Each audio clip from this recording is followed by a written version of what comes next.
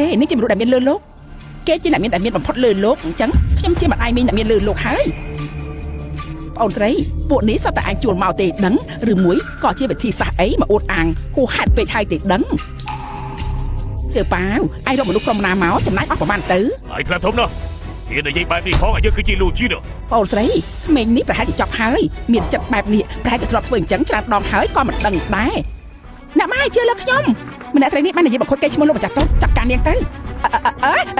ពួកឯងធ្វើអីខ្ញុំនេះគឺសង្គមស៊ីវិលណាស់ដល់លេខខ្ញុំភ្លាមខ្ញុំនឹងប្តឹងបរិយាឲ្យចាត់ពួកឯងទាំងអស់គ្នាខ្ញុំដំណងឲ្យយវាយក្រុងថាយកស្រីនេះចេញពីទីនេះភ្លាមទៅលោកពិតជាចវាយក្រុងចាំងមែនទេមិនអាចទៅរួចទេ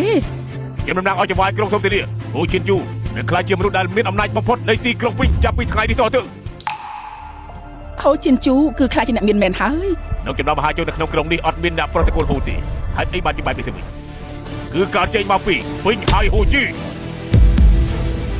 អ្នកស្រីហូចាប់ពីពេលនេះទៅនាងនឹងខ្លាចជាអ្នកមានជាគេទី1នៅវិញហើយខ្ញុំចង់មកយល់ព្រមឲ្យនាងខ្លាចជាមហាស្ថេរនៃគ្រួសារហូជីក្រុមហ៊ុនជីវ៉ាងស្វែងចាត់ធ្វើជាអ្នកចាត់ចែងគ្រួសារហូជីខ្ញុំក៏អញ្ចឹងដែរ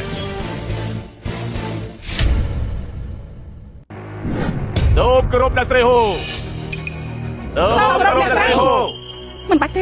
ក្រោកឡើងមកក្រោកឡើងខ្ញុំគ្រាន់តែជាម្ដាយមនុស្សធម្មតាខ្ញុំគ្រាន់តែចង់ឲ្យកូនខ្ញុំធំណាស់មានសុខភាពល្អសប្បាយរីករាយអ្វីផ្សេងទៀតមិនសំខាន់ទេអ្នកម៉ែនិយាយអ្វីដែលម៉ែសំទទួលបានចាប់ពីពេលនេះទៅម៉ែនឹងរស់នៅតែរីករាយចុះលោកម្ចាស់តូចគួរដោះស្រាយជាមួយស្រីនេះយ៉ាងម៉េចសៀវប៉ាកុំអីបងស្រីជួយខ្ញុំផងទៅខ្ញុំឈប់ធ្វើបែបនេះទៀតហើយលើពីនេះណាផ្ទះក៏ខ្ញុំលែងចង់បានដែរមីងធ្វើបែបម៉ែរបស់ខ្ញុំម្ដងហើយម្ដងទៀតខ្ញុំទុកឱកាសឲ្យមីងច្រើនដងហើយមីងខុសហើយសៀវប៉ាដោះលែងមីងឯងទៅចូលគេចាញ់ទៅបើធ្វើចាក់ទឹកខ្ញុំមិនលើកលែងទេចាប់យកចេញទៅអាយ៉ាបងស្រីជួយខ្ញុំផងបងស្រីសៀវម៉ាំងរឿងថ្ងៃនេះបើចាប់ត្រឹមហ្នឹងទៅឆាប់រៀបចំឡានមួយជូនម៉ែរបស់ខ្ញុំទៅសម្រាប់ទៅចាថ្ងៃនេះជាថ្ងៃខួបកំណើតរបស់ម៉ែគឺជាការចាប់ផ្ដើមសារជាថ្មីដើម្បីកុំឲ្យម៉ែរងទុក្ខលំបាកទៀតខ្ញុំត្រូវតែបង្ហាញអត្តសញ្ញាណរបស់ខ្ញុំលើលោកនេះ Boost Strong ញ៉ាំ Boost Strong ឆ្ងាញ់ជាងគេ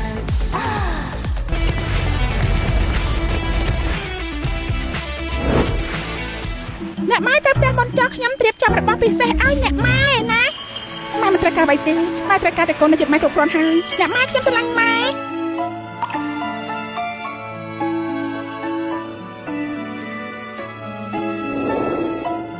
សៀវម៉ាំងចាដើម្បីម៉ែរបស់ខ្ញុំទទួលបានអ្វីពិសេសក្នុងថ្ងៃកំណើតខ្ញុំត្រូវចូលរួមថ្ងៃកំណើតមួយនេះប្រកាសលើពិភពលោកខាងក្រៅទាំងអស់ខ្ញុំជាម្ចាស់សម្បត្តិឯកជនខ្ញុំនឹងប្រកាសទៅពិភពលោកខាងក្រៅទាំងអស់ខ្ញុំជាម្ចាស់ទ្រព្យសម្បត្តិឯកជននិងបង្ហាញប្រអប់អាថ៌កំបាំងទាំង3ម្ចាស់តូចនេះគឺរបស់សំខាន់ជាងគេនៃក្រុមហ៊ុនជឿប៉ាសូមលោកម្ចាស់ពិចារណាម្ដងទៀតទៅចុះរៀបចំតាមអ្វីដែលខ្ញុំប្រាប់ទៅចា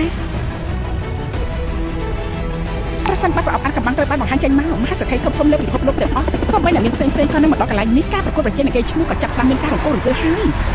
ហើយហូជីក៏ព្រោះតែពិធីខួបកំណើតនឹងចេញមុខមកដើម្បីធ្វើជាម្ចាស់ពិភពលោកប្រកាសជាអស្ចារ្យណាស់ខ្ញុំស្ដាប់មិនច្រឡំទេលោកចាស់ទូចចេញសេចក្តីប្រកាសបង្ហាញទ្រព្យសម្បត្តិរបស់គាត់ទាំងអស់នោះ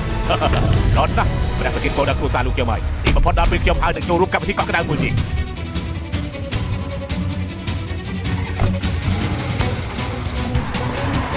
លោកប្រធានស្វាគមន៍ទៅទីនោះគ្រួសារលោកនឹងចូលរួមពិធីគុំដើម្បីឃើញរបស់មានតម្លៃទាំង3របស់គាត់នៅលើពិភពលោកញ៉ាំទៅរៀបចំឲ្យហើយទៅយើងត្រូវតែផ្ដល់អំណោយដ៏មានតម្លៃដើម្បីបង្ហាញពីភាពស្មោះត្រង់របស់យើង